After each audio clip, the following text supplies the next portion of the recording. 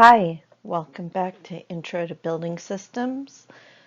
This time we're going to be talking about electrical systems and electricity. The terminology that you need to be familiar with is amp, volt, watt, kilowatt, and alternating current. Amps are the rate of flow. Volt is a unit of measure for pressure. Watt is a measure of power such that 1 volt times an amp creates 1 watt of power.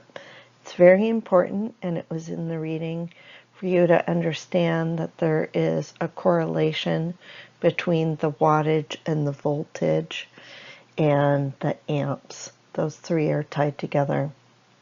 Kilowatts are our measurement of electricity usage in kilowatt hours, 1,000 watts per hour. And AC, or alternating current, is the type of electrical power most widely distributed to businesses and residences in the United States. The other terminology that you need to be aware of is line voltage and low voltage. Appliances, equipment, and systems usually use line voltage that comes from the power company, or low voltage, which has a small transformer to step down the power.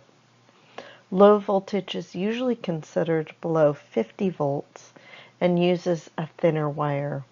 The building code does not yet completely define what is considered low voltage.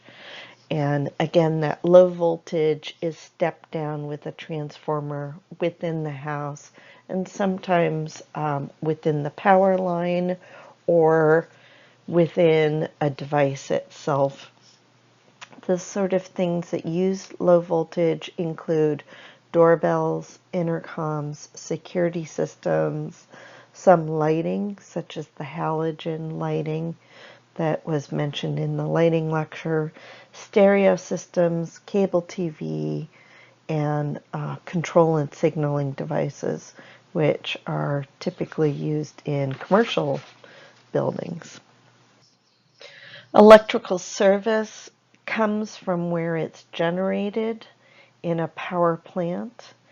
And that power plant could be, as we see in this image, nuclear. It could be a dam. There's a number of ways that power can be generated, and that's discussed in your reading in more detail.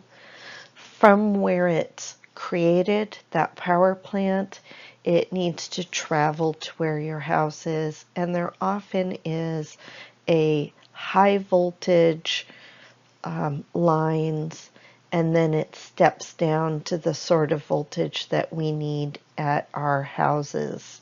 And one of the reasons why it does change the voltage, if you remember, voltage is a pressure that is forcing the electricity through the electrical wires, and electrical wires have some resistance, and so there is some shedding of electricity as it travels from the power plant to our end use.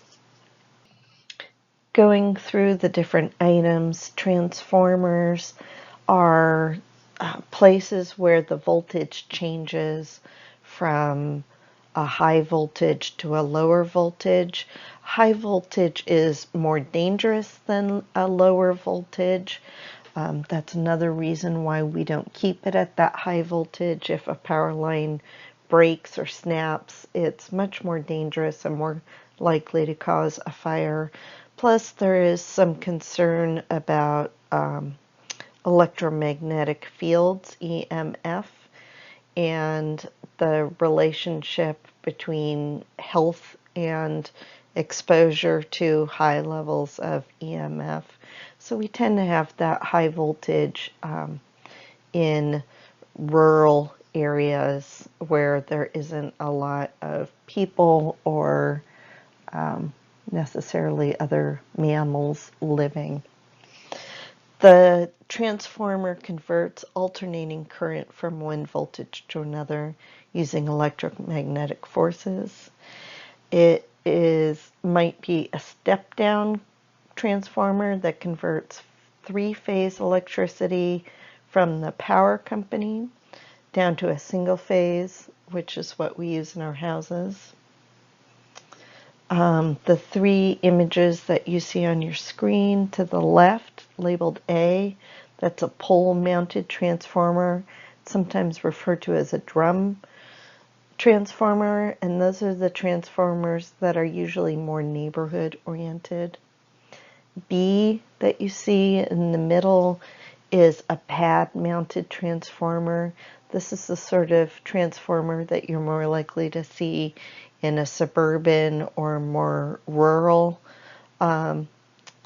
place, and it might be on somebody's property for that specific property, or it might be a transformer that breaks out the power to a number of houses if they're close by. C is a vault for a sub-sidewalk or underground transformer. So in large cities where there's a lot of electrical service, we're more likely to see something like that, as opposed to a more single-family residential where we would see more of the A type. The secondary service is after it has come from the street, whether it's on wires overhead or it's buried underground. Once it's become onto your property, it's considered secondary service. And our secondary service, we've got slides for all of these parts. You read about them in your reading as well. The service line, weatherhead, riser, electric meter, and meter box are the exterior portions. The service line, weatherhead, risers, and service cable, the weatherhead is going to be, if it's coming from up above, there's going to be a weatherhead. We see an image of it to the right without any cords in it, and then in an installation to the left. If you are getting power underground, which newer construction and suburbs often have underground power, you wouldn't have a weatherhead that looked like this, but the power would come up from below and go into conduit risers similar to the risers that we see here.